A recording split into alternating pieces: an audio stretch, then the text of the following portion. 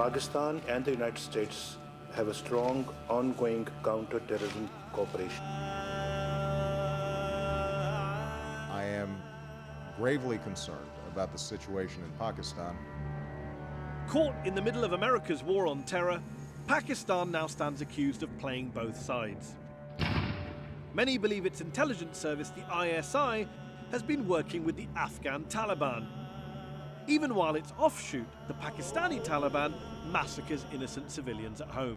We are seeing the scourge of terrorism, but it has now transformed and taken the shape of Talibanization.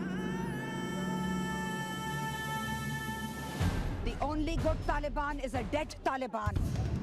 So, is the country's top spy agency a rogue organisation, a state within a state?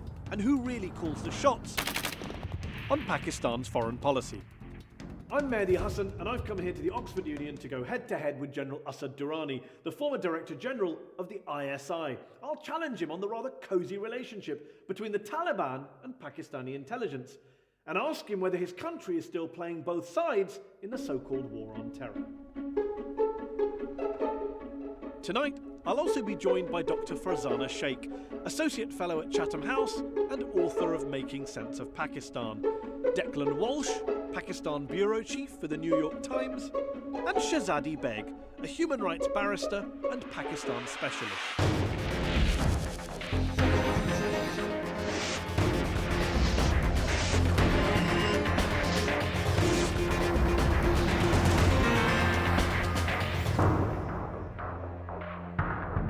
Ladies and gentlemen, put your hands together for Lieutenant General Asad Durrani. A veteran of 2 Indo-Pakistani wars and former ambassador to Saudi Arabia, he's a staunch defender of the Pakistani military establishment.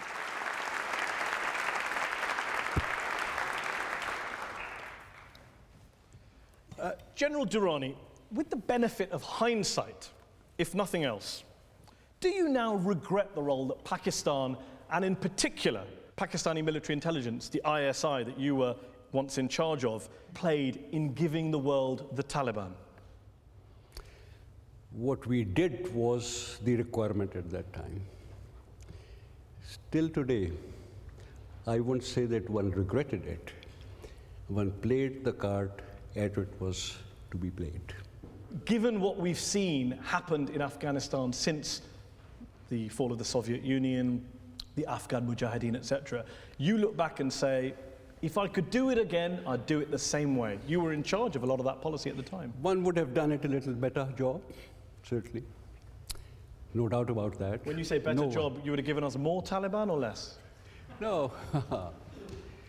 The Taliban emerged because after the Soviet Union, the Mujahideen were not entirely up to the task. So that is how they evolved. But since the fall of the Soviet Union, in fact, right up until very recently, depending on who you believe and which reports you read, you have been backing the Taliban in Afghanistan.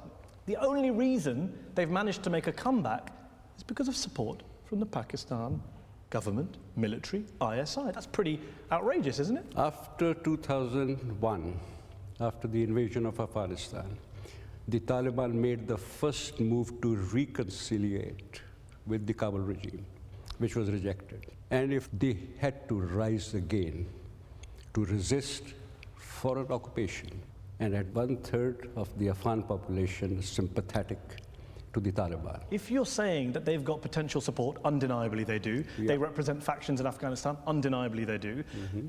That means, yes, you try and bring them into a political process. Yeah. It doesn't mean you actually secretly, behind the scenes, support their so-called insurgency and help them by giving them weapons and letting them blow stuff up. How else would anyone speak to them unless they have some power potential?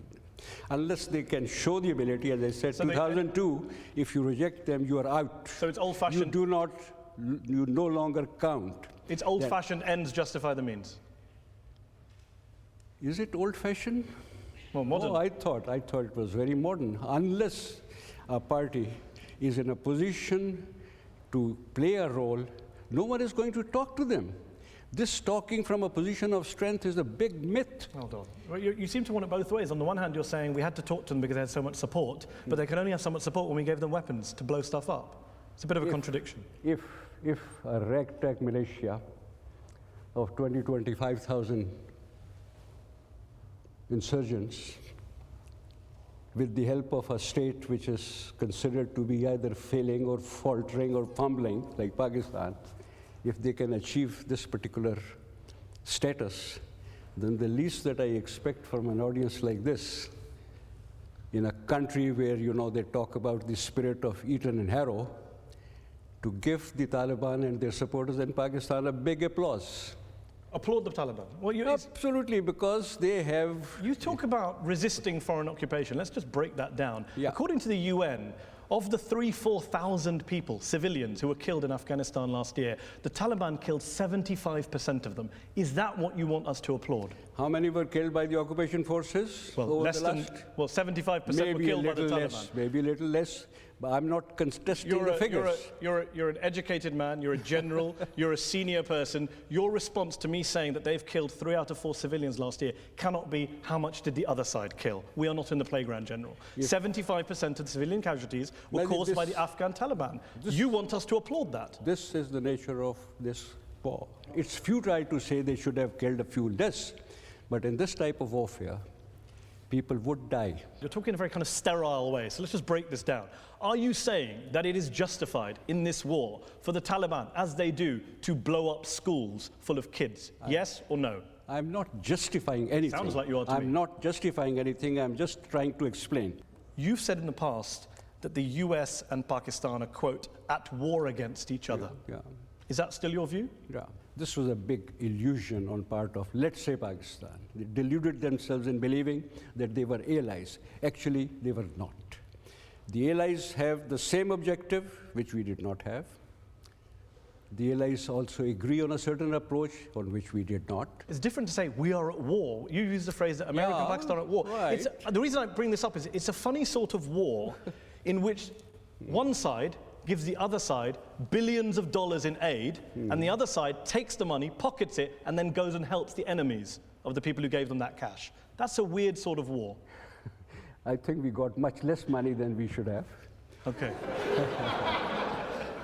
Keeping people on the They certainly leash. didn't give you money to go and help their enemies and give safe houses to Taliban leaders and coordinate their activities in Afghanistan with roadside bombs, etc., etc. So we fooled them. Is that what you think? You fooled them? No harm in doing that. What would you say to someone who says, basically, the behavior of Pakistan in recent years, and which you're clearly so proud of, is the behavior of a quite treacherous and duplicitous country? If you cannot ride 2 horses, you have no business to join the circus. Okay. You know who gave that advice? No. Lord Robertson, who was an illustrious British diplomat, Secretary General of NATO, and he was talking to Cohen, the Defense Secretary of the United States. These states play double games, and if we did it successfully, I suppose this is again in the nature of this thing. Okay. Do you regard yourself as a moral man? If it is concerning an individual's act and an individual's interest, then I suppose morality counts. But in the statecraft, the morality takes a backseat. You suggest that this is about statecraft, it's about playing games, it's about riding horses. If you said, you know what, we don't do morality, we get things done. The problem is, you don't get things done either. Even on a practical level, what you're doing hasn't worked. So take, for example, the Pakistani Taliban, the so-called TTP, who are an offshoot inspired by the Afghan Taliban. No. They are now blowing up kids' schools in Pakistan. They have been carrying out gross acts of terror for the past few years. Pakistani soldiers, people you served with, have died at their hands. That is a Frankenstein's monster that you lot created. That is a blowback from your pragmatic policies. Collateral damage. Oh, my word. There is a price to be paid for this type of game. It's a high-stake full game. Of kids is collateral damage. Right. High-stake game. Some people, like you believe that we created a few groups, the other side would also do that. No, this is the only way this game is going to be played. It doesn't happen that one side sits back and says, let's be clear. The morality demands, the morality forget requires morality. As I said, forget morality. On a practical level, how does it help you that the groups you once armed and supported are now attacking you? Is that what you planned? Is that what you're saying? You knew this was going to happen and you approve of it? The gain The gain is that Afghanistan is more or less free of the foreign occupation. The gain is that Afghanistan can be reunited, reunified, and then whatever would be left with the TTP, one will have to deal with them. Nothing comes free of cost. This is not a game for the weak-hearted people. Would you describe the parents who lost kids in Peshawar in that school attack as weak-hearted people? No, they are not weak-hearted. I feel very strongly. I mean, I sympathize with them, except that I am just trying to explain. Doesn't sound like you sympathize with them. You said collateral damage was the school attack, that's which why is a I'm pretty describing. outrageous thing to say. I'm simply describing how these things happen.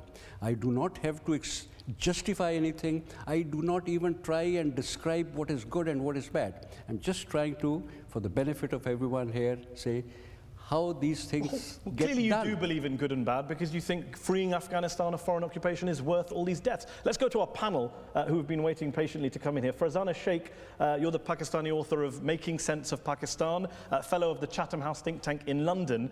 Just listening to General Durrani, given there's literally no point asking any ethical or moral questions, clearly, on a pragmatic level, he seems to think everything's going well. The TTP can be handled. Afghanistan is free of foreign occupation. Is this a Pakistani success story that we're missing? No, what we've just heard, I think, is an absolutely breathtaking display of realpolitik. And while General Durrani might believe that nothing comes free of cost, the price paid by Pakistan for the policies pursued by the ISI are entirely too high, we have lost more than 30,000 people in Pakistan. And that is unacceptable for a war that obviously went extremely wrong. It shows a massive failure on the part of this self-defeating strategy, because what you've done by pursuing this policy is sacrificed a whole country. Shehzadi Beg is here, is a British human rights lawyer of Pakistani heritage. You've worked on issues of corruption and governance inside Pakistan. I can't resist, I'm going to ask the moral question. Isn't it outrageous to hear people saying, actually, it's fine to be working with the Taliban and we should be applauding the Taliban, and the Pakistani ISI carrying on doing it even now? It's outrageous when any innocent person is killed by anybody. Let's go back a few decades, because to really understand the picture that we're talking about, we need to go back to the time when the Soviets invaded Afghanistan and there was a tripartite partnership between the United States, Saudi Arabia, and Pakistan, which set up, encouraged the Mujahideen. When we talk about jihad, jihad was glorified initially by the Americans. Coming back to the point that you made about the Peshawar school, of course it's outrageous that school children should be killed. The Pakistani Taliban, Tehreek-e-Taliban Pakistan, as they're known, the TTP, is an out-out terrorist organization and yet has that support targets... from elements of the ISI. The TTP is not supported by the Pakistan Army, the ISI, but it does by have the government. support within the ISI. Not to my knowledge, it doesn't. They say they do, and in fact the Pakistani Navy went for Parliament and said, yes, they're working with insiders. But Mehdi, you do have to distinguish between some elements here and there that are sympathetic. Pakistan is a country that is facing an existential threat. It has a huge terrorism which problem, is partly created by its own policies that the General is still extolling. Let me bring in Declan Walsh, who's the Pakistan bureau chief of the New York Times, based here in the UK since you were expelled from Pakistan in 2013. Declan, Farzana's talked about the huge cost. Shehzadi's talked about the existential threat. When you look at the kind of blowback situation, what's your take on what's happened as a result of all these policies? Well, again, the recent attack in Peshawar, in which 150 people died, is really the most graphic and, I think, for ordinary Pakistanis, distressing blowback from all of these years of effectively the ISI and the state instrumentalizing the use of jihad as a weapon for the country's foreign policy objectives. What the General didn't speak about is what the ISI and people like General Durrani actually want to see for the future of Afghanistan, because when you go to Afghanistan, you'll meet ordinary Afghans who say, look, these people have been interfering in our country for the last 3 decades, and now we would like them to please step out. Okay. Do you believe, General Durrani, and do you expect people in this room to believe, that the ISI had no knowledge of where Osama bin Laden was before his death. That bin Laden, who was discovered in 2011 in Pakistan, in Abbottabad, in a very large building, in a military town, near a military base, and the ISI had no clue that he was there. Really? Till today, I cannot say exactly what happened, but my assessment, I mean, it's about giving your assessment. My assessment was, it is quite possible that they did not know, but it was more probable that they did. And the idea was that at the right time, his location would be revealed. And the right time would have been when you can get the necessary quid pro quo. If you have someone like Osama bin Laden, you are not going to simply hand him over to the United States. The quid pro quo, to my mind, until today, I'm not going to say that it was, that I have known about it, that I'm absolutely sure about it, and that was, you get your Osama bin Laden, provided, now let's agree on how to bring the Afghan problem to an end. When you say we may have known where he was and we may have produced him, does that mean you know where he is, or actually you're sheltering him? It's an ISI safe house. If ISI was doing that, then I would say that they were doing a good job. And if they revealed his location, they again probably did what was required to be done. Are you going to ask us now to give a round of applause to Osama bin Laden as well? Except that I do not know what happened. I do not know what happened. Leon Panetta, who was CIA director, he said that it was either the Pakistanis were either involved or they were incompetent. I think the admission of incompetence was probably done on political reasons. We did not want, again, as far as the people of Pakistan were concerned, it was going to be very uncomfortable for them that their government, you know, is in cahoot now with the United States and gets hold of Osama bin Laden, who incidentally was quite an admired figure in Pakistan. Were you an admirer of Osama bin Laden's? I am not going to talk about my personal thing at all. Really? No. Did you know why you were coming to be on this program? No, I mean, of course, you know. There are a few things that I should not, otherwise I'm not talking about, you know, did you manage his operations in the 80s? Although, did you manage his operation in the 80s? 80s? Yeah. You were in military intelligence, he was fighting the Soviets. No, did you guys get together for a coffee and plan attacks? You, the Americans, the Saudis, the old gang back together again. Yeah, I think we did gang up together for a number of occasions, except that we were not telling each other what was happening. Osama bin Laden at that time was an unknown figure. I had never heard about him during the period that I was heading it. And were you, or dare I say, are you an admirer of Osama bin Laden? As I said, I am not going to, because then one loses the whatever objectivity I can bring to play, I will even lose that. Because, and that's why I keep talking about... Your refusal to answer might make a few people in this room come to their own conclusions as to what your view is.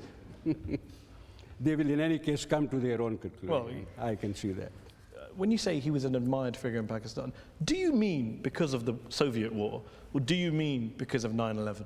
The first reaction when 9/11 happened, plenty of people said it was time that someone also, you know, gave a befitting response to now the sole surviving superpower, getting too big for its boots, goes around, gone guns blazing wherever it wants to. If that was the reaction of so many people, I can understand that some people would be sympathetic to an organization that had the courage and the gumption to stand up to that power. Just to be very clear, there are several polls done in Pakistan which find that the number of Pakistanis who believe that bin Laden and Al-Qaeda carried out the 9/11 attacks ranges between 3 and 5% of the population. Do you believe he was responsible for the attack on the Twin Towers? I have accepted the official version coming from Washington, from Islamabad, from most of the capitals. Hijacking one plane is difficult enough. Synchronized hijacking of 4 planes. Going and hitting a target, a pinpoint target. For 45 minutes, American Air Force cannot get airborne. Even Pakistani Air Force in 10 to 15 minutes will be able to scramble. Now, these are those things that may not be clear to me. Maybe there is an answer, maybe there is an explanation. You're a bit of what the Americans call a truther. What I never get with conspiracy theories in 9/11, especially in the Muslim majority world, is on the one hand you say bin Laden was courageous, America had it coming. On the other hand you say, well, actually it was an inside job, it wasn't really the terrorists. You can't have it both ways, surely. I'm not saying that, because I do not know enough about it. Okay, let's go to our panel. Farzana, Osama bin Laden, where do you stand on the whole debate? Because, of course, the official line, I should say, from the Pakistani government is, we had no clue he was there. In fact, they've arrested a lot of people who allegedly helped the Americans find him. I am on record as saying that I find it entirely implausible that the ISI knew nothing about Mr. bin Laden's whereabouts. But what is particularly worrying to me was the revelation following the raid, which ended in the capture and killing of Mr. bin Laden, which showed that his couriers and Mr. bin Laden himself had been in touch with Islamist groups such as Harkat al-Mujahideen, such as Hafiz Saeed, who leads Lashkar-e-Tayyiba, who have very close links to the ISI. So it seems to me, even if we are to set aside the claims of the respected journalist Carlotta Gall, who tells us that there was actually a dedicated desk that dealt with bin Laden, even if we say that, that is really a fabrication, we do have evidence of this correspondence that shows that the ISI did know about his whereabouts, and that he was, as you have rightly pointed out, probably set up in a safe house. Okay, well, let me put that question to Declan. Here's the thing, so if everyone knows that the Pakistanis knew something, if not lots, about the location of bin Laden, why is it the Americans are okay about that? Why do they carry on giving billions of dollars to a country that's harboring, sheltering their most wanted man? Well, I actually take a different view on this. General Durrani, with his sort of carefully calculated provocations tonight, is presenting a view of the ISI, or an image of the ISI, which is very prevalent in Pakistan as well, which is that it is all-powerful, omnipotent, and capable of the most dastardly, conniving operations and so on. I think there's actually an alternative possibility here, including with the bin Laden raid, which is actually perhaps a more chilling truth, which is that they didn't know and they had no idea. And what that actually tells you is that things are more out of control than people like General Durrani would have you believe. Well, before I bring in Shehzadi, more out of control than you believe, you give this view that the ISI is omnipotent and all-powerful, but actually they're a bunch of rank incompetents. As long as there's plenty of confusion here, I'm quite happy. Okay, appropriately cynical. Shehzadi, let me put the Leon Panetta quote to you. Involved or incompetent? We've had two different views tonight from your fellow panelists. Mehdi, if the Pakistanis knew where bin Laden was, you can be sure that the Americans would have splashed it across the world. But there was no hard evidence at all that the Pakistanis actually knew. And the Abdabad Commission report said this was their conclusion: culpable negligence and incompetence at all levels of government. So you're in the incompetence camp? Yes. Okay, so two for incompetence, one for they must have known, one for lots of rank confusion. Okay, on that note, let's take a break. Join me in part 2 of Head to Head, where we'll be continuing the debate on terrorism, intelligence, Pakistan, with General Asad Durrani, and we'll also be hearing from our audience here in the Oxford Union. That's after the break.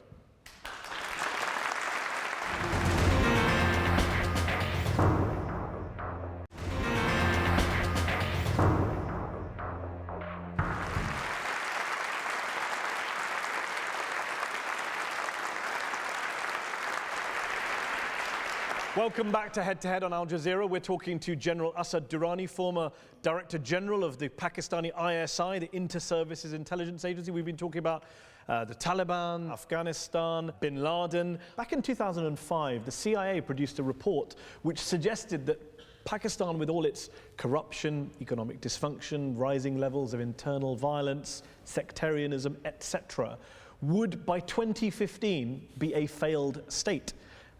It's now 2015. Did the CIA get it right? Is Pakistan a failed state in your view? Where people get it wrong is they look at the performance of the state. The Pakistani society is very strong. At the sub-state level, people work, the communities organize themselves, so it's a very vibrant civil society. Why do you think it is that since independence, more than, well, almost 7 decades ago, there have been 3 military coups in Pakistan and more than 30 years of military governance? Why is it that your country is so prone to military dictatorships? I think it lies in history. This is an area, Toynbee described it as the eastern crossroads of history. The armed forces have trampled over this place. The foreigners have come and gone. So people in this area have always had a healthy respect for the military. That is number one. Secondly, after the partition, I think because of the environment in which the country was created, India on the east, the Kashmir problem, the new country, etc., etc., this was an organization that gained the maximum respect. The military, despite everything, remains the most popular organization in the country. On that basis, then, are you someone who thinks that actually it would be better to have military rule in Pakistan than democratic rule? Better or not, that I do not know. During the military periods, what one has seen is more stability, better law and order, better economic development. Institutions have not been developed during that period. The permanent stability that comes, what we believe, with the evolution of a normal process, that has not come. And when that does not happen, I think people again yearn for military rule. So do you prefer military rule in Pakistan to elected governments? Last 3 or 4 months. Before that, I probably would have had a hard time saying the military rule is better.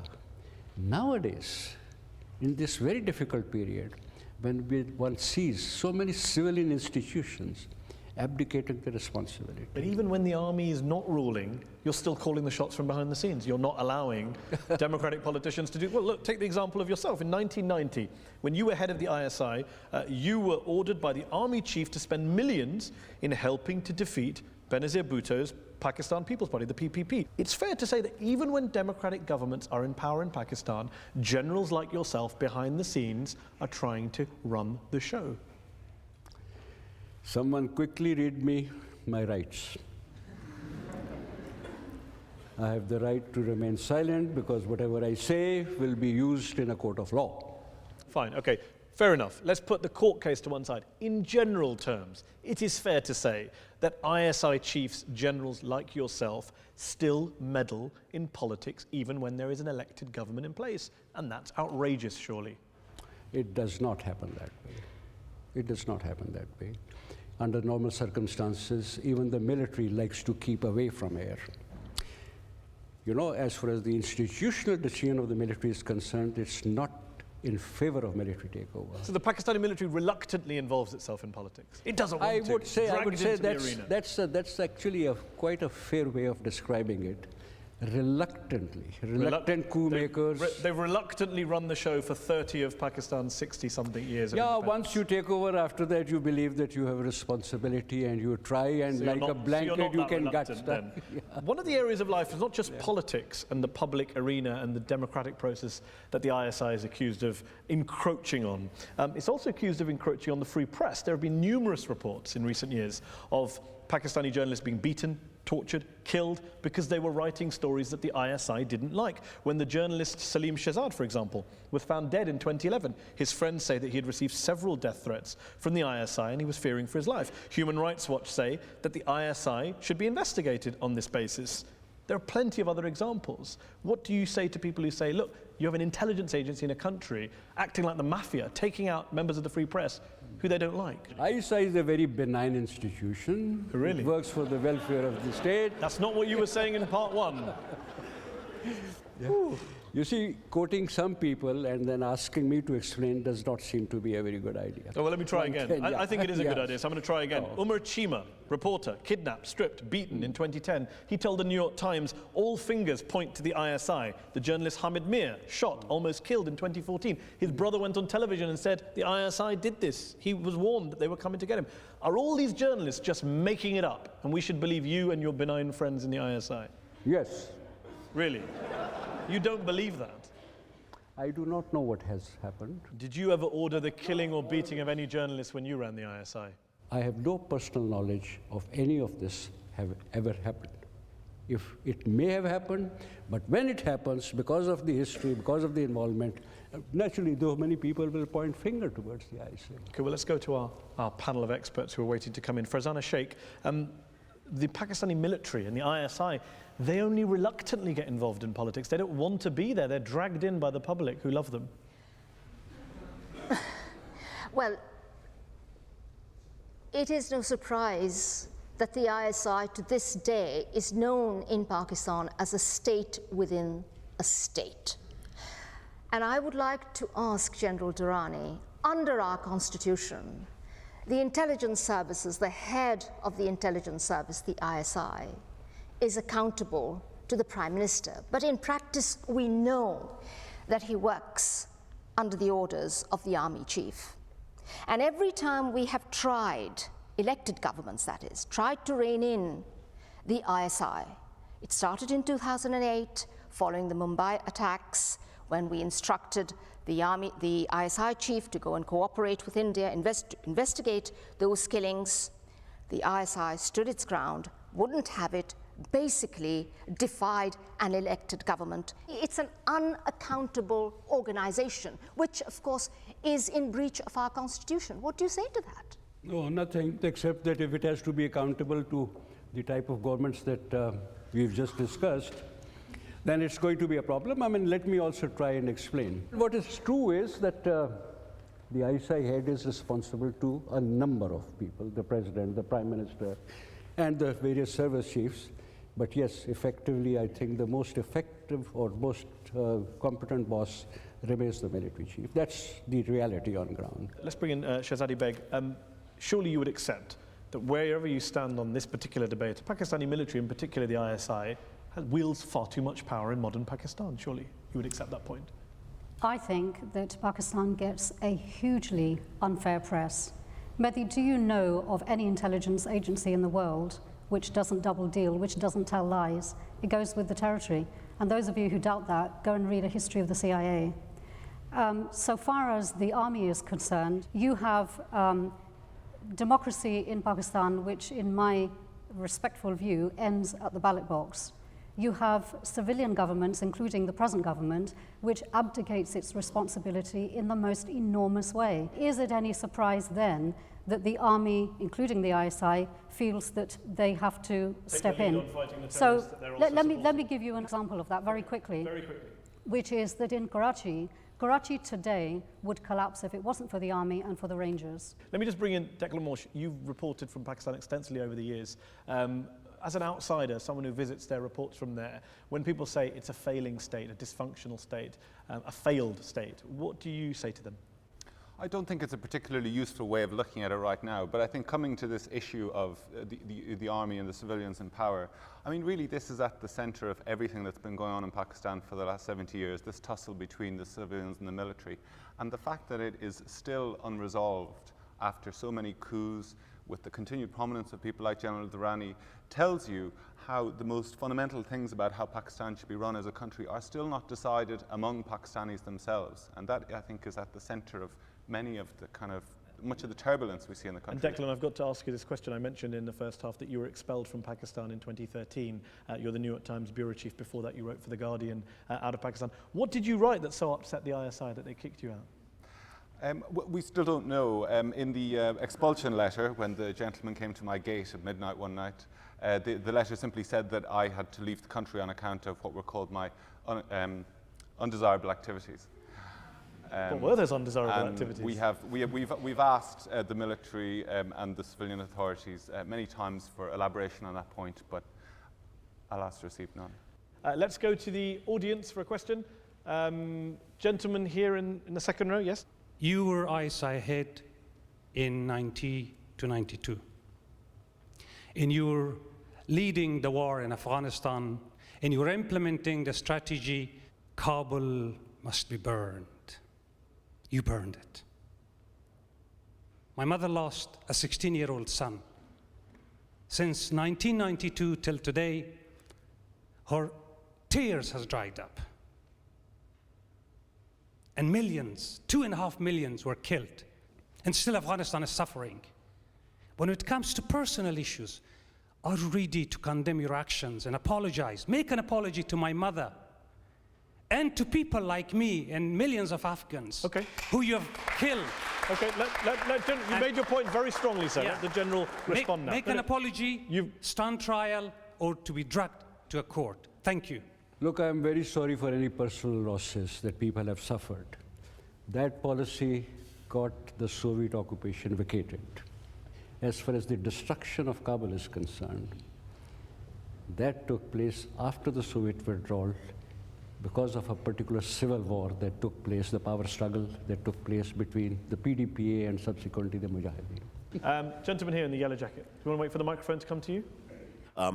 Do you not think, General Asad, that Britain has played a larger role in making the Taliban more violent in places like Helmand than Pakistan ever has?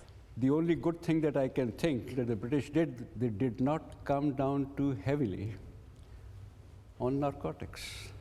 Because, and I'm very serious about this, once everyone else is gone, the foreign aid has also been taken away. What are the Afghans going to do to sustain this particular structure that has been created? They will probably be banking more on the narcotics. And you'd be in favor of that?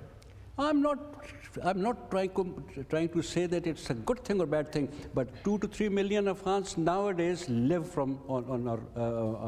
on this industry. And it's also a great sustainer of the Taliban, of course, who, remember, you wanted us to applaud. Let's take a question from a lady there in the black shirt.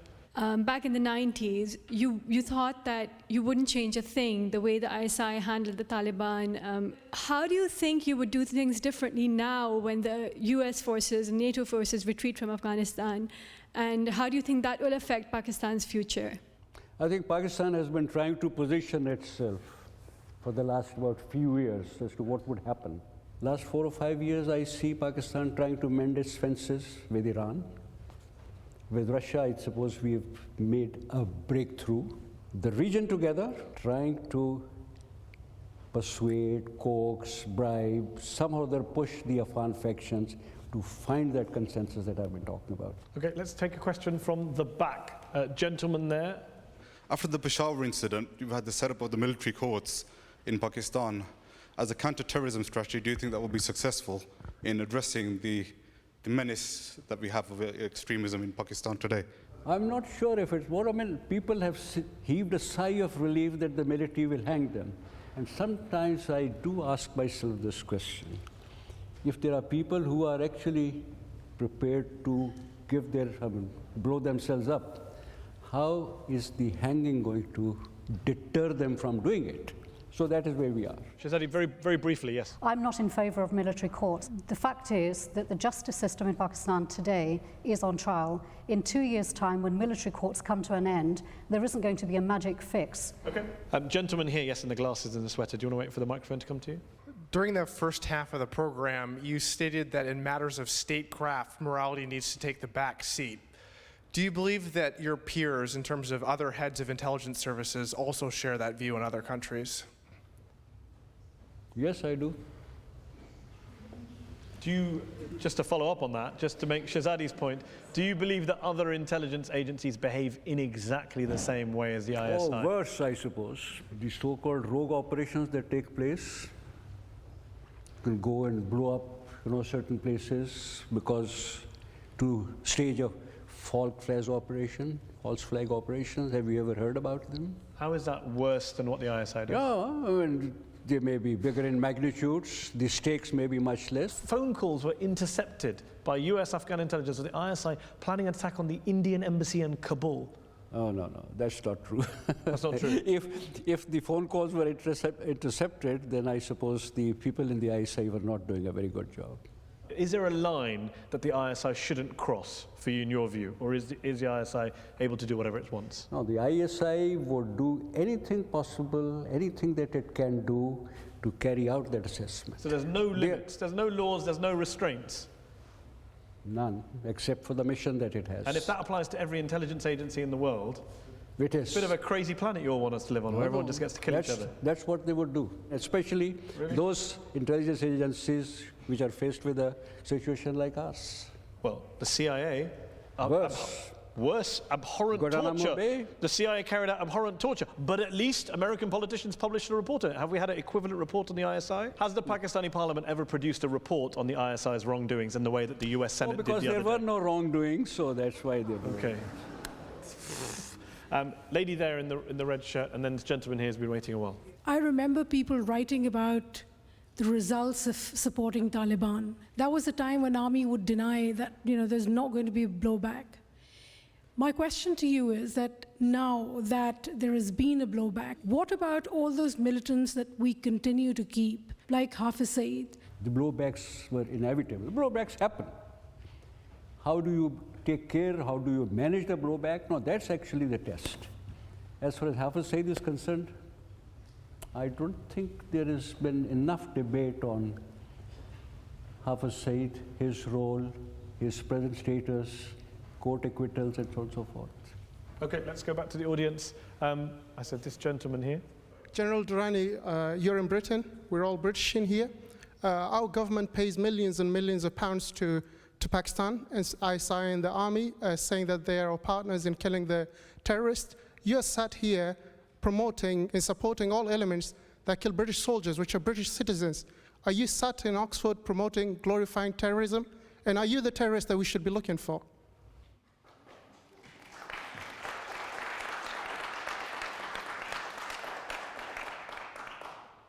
The British soldiers went to Afghanistan as part of an invading force. They fought a war there, and some people would die. And many of those soldiers, when the soldiers go and take part in the war, there is no such insurance guarantee that they are going to come back. General Durrani, in the interests of balance, the British government would point out that whatever happened in 2001 happened under a UN resolution. The soldiers that went into Helmand went in with the consent of an elected Afghan government. Yeah, those people who are resisting them, they're not going to be looking at the United Nations security resolutions, which United Nations, in any case, the United Nations Security Council has become a handmaiden of certain powers. Okay, right? Gentleman here.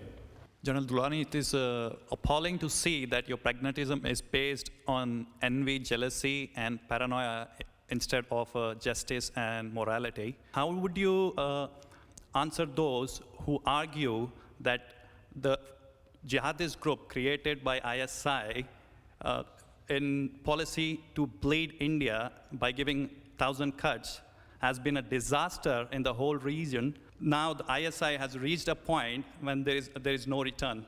The war goes on,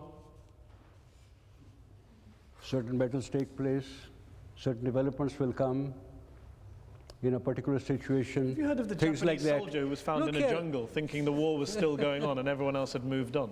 It goes on. I'm going to go to the lady here. I'm sympathetic to the criticism of America's war of occupation in Afghanistan, but I'm curious, the one time that the Pakistani military and the generals could have resisted was to actually save the people of Afghanistan from this current invasion, but General Musharraf rolled over and agreed to provide political support to the Afghan war, to the invasion of Afghanistan. So is there a different standard? I would say that once that decision was taken, there was an environment in which one could have understood. 9/11 has taken place. The whole world is, shouting for a revenge and action.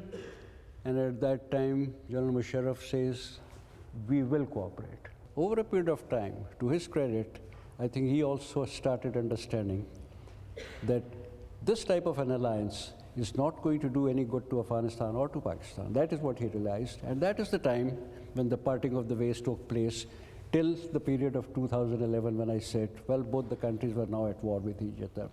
Okay, last audience question, gentleman in the blue shirt here. Hi, as an Indian, I'd like to ask, don't you think the desperateness of Pakistan for Kashmir has compromised the development of the country as a whole? Like, won't it be good? The money which Pakistan receives as a foreign aid, it invests in civilian development, like setting up big universities like Oxford or IITs in India rather than funding militants in Kashmir? Yeah, these are always a very difficult balance to be struck between how much you want to spend on the military and how much for the civil society. It's a pretty bad balance in Pakistan. Maybe it was a situation that led to that. Maybe more money was spent because security was the main concern. Possibly the money that was allocated to the civilian agencies may not have been used as effectively as the one that was spent on the military. Because after all, just remember one thing, despite all these things, if today the equation between India and Pakistan has come to a stalemate, it's stalemated, conventionally and unconventionally, so some use of that particular money that was spent on the military can be reasonably understood, if not justified. when it comes to helping, and that is the DNA of Pakistan. Just a minute, probably the most important point this evening. Pakistan is not like any other normal country. No, that's clear. No, it is not. It's a very unusual place. Historically, the Muslims of the subcontinent have associated themselves with the greater Ummah. Khilafat movement, they sent people there. After the birth of Pakistan, not only providing help to the Afghans to resist foreign aggression, sending pilots to Syria to fight the Israelis, Chechens and Bosnians being supported by the Pakistanis, the militaries in the Gulf being trained by the Pakistanis. The cost at home. Well, there is always going to be a cost for these sublime purposes. These are, You genuinely believe these are sublime purposes? Absolutely. Let me ask you this, given you speak, Today, if Pakistan is in the limelight, for some people, perhaps not for the best of reasons. I think it's undoubtedly not for the best of reasons. Let me ask you this last question then. You've spoken very confidently tonight. Many would say you've expressed some pretty appalling views, I'll have to be honest about that. But you've done it very confidently, very passionately. Let me ask you this then. When you were head of the ISI and when you look back on your career, what do you regret most? During my period, Afghanistan to be settled, the uprising in Kashmir taking place, the political transition within the country. So I'm not claiming that everything was done optimally, to the best of the abilities. One could have done a few things differently. But at that time, one was muddling through, one was trying to make the best of a bad situation.